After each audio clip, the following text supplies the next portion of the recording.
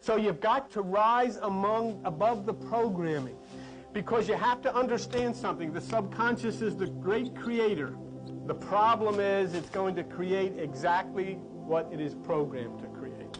That's what meant by Paul when he says, I thank God through Jesus Christ, which is the higher mind.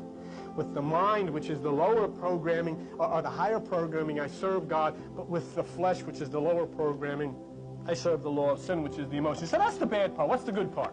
The good part is you can remove the bad programs. You can open this up. You can remove the bad programs in the subconscious.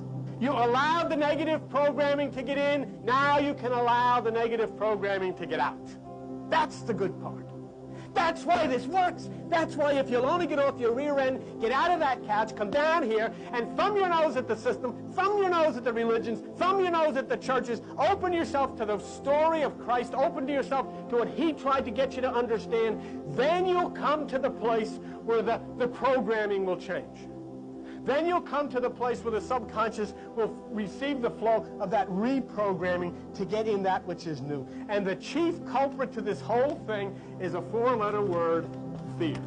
Even to the point that you have never heard a religious person discuss your mind.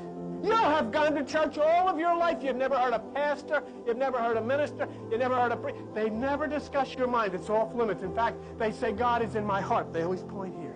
Not to the center.